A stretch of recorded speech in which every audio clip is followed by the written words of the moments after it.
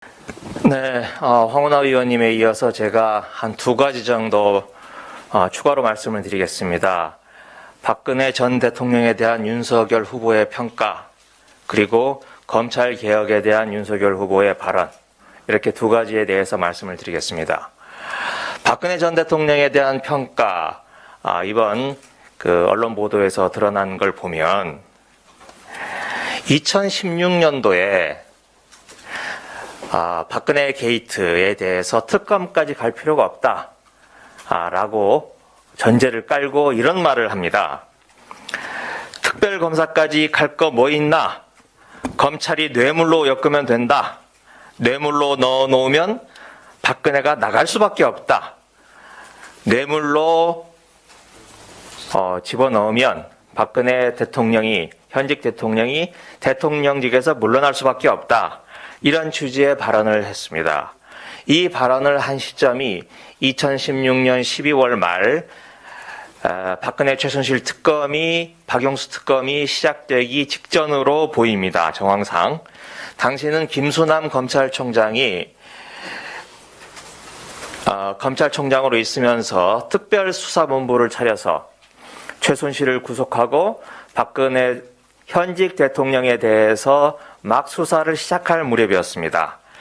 그런데 여러분들도 아시다시피 현직 대통령은 내란이나 외환의 죄가 아니면 소추되지 않는 그런 특권이 있습니다. 그럼에도 불구하고 현직 검찰이 이런 헌법적인, 법률적인 규정을 모두 뛰어넘어서 초강경의 압박 수사를 해야 된다.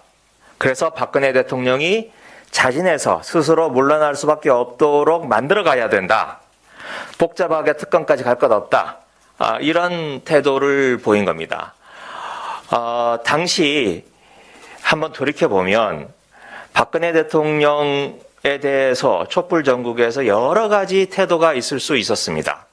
하지만 제가 보기에 이 태도가 박근혜 대통령에 대해서 가장 대한민국에서는 가장 강경한 태도였던 것으로 보입니다.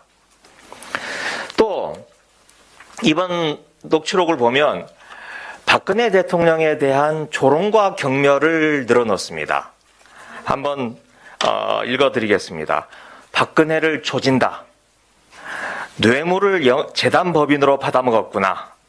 원래 박근혜가 재단하는 사람이잖아. 직업이 재단 아니냐. 이렇듯 박근혜 대통령이 해왔던 그 전에 유경재단, 영남대 재단까지 거론을 해가면서 조롱과 경멸을 늘어놓았습니다. 불과 이게 5년 전 이야기입니다. 그런데 지금에 와서 대통령 후보가 되고 대통령 후보가 되겠다고 나설 때 어떤 말들을 했습니까? 나는 사실 박근혜 대통령을 불구속 수사하려고 했다. 또 박근혜 대통령을 찾아뵙고 싶다. 내가 검사로서 맡은 일을 했을 뿐이다. 이렇게 말을 하고 있습니다. 불과 그 짧은 시간 내에 말이 이렇게 달라지고 있습니다. 안과 밖이 전혀 다른 이야기를 하고 있는 겁니다. 도대체 뭐가 윤석열의 진심입니까? 이렇게 안팎이 다른 말은 여기에 머물지 않습니다. 이번 녹취록 발언에서도 나타나 있듯이 우리 황운하 의원님에 대해서 황운하 같은 애들, 이런 말이 상징적으로 보여주듯이 경찰에 대해서는 대단히 비하하고 그리고 검찰 지상주의자의 면모를 여실히 보여주고 있습니다. 하지만 이는 검찰총장이 되고자 할 때 어떤 모습을 보였는가와 또 전혀 다른 상반된 모습입니다. 당시 검찰총장 후보자가 4명이 있었습니다. 그 4명을 놓고 청와대가 면접을 했는데 면접 당시에는 문재인 정부의 검찰개혁에 대단히 순응하는 정도를 넘어서서 그보다 더 나아가는 검찰개혁을 주장했다는 게 노영민 당시 비서실장의 인터뷰 내용입니다.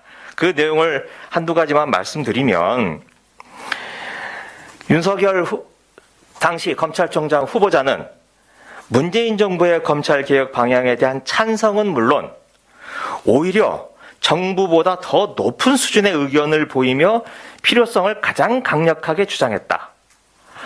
공수처 설치는 물론이고 검경 수사권 조정 등 검찰개혁에 대해서 가장 적극적인 입장과 태도를 보였다. 이런 내용들을 하고 있습니다. 이것 또한 정말 속된 말로 화장실 가기 전과 다녀온 뒤 완전히 달라지는 모습을 보인 겁니다. 단지 이렇게 다른 정도가 아니고 배신이라고 할 수 있죠. 노영민 실장은 그래서 이런 식의 표현을 씁니다. 가슴속에 배신의 칼을 숨기고 대통령과 국민을 속였다. 이게 노영민 실장의 단언입니다.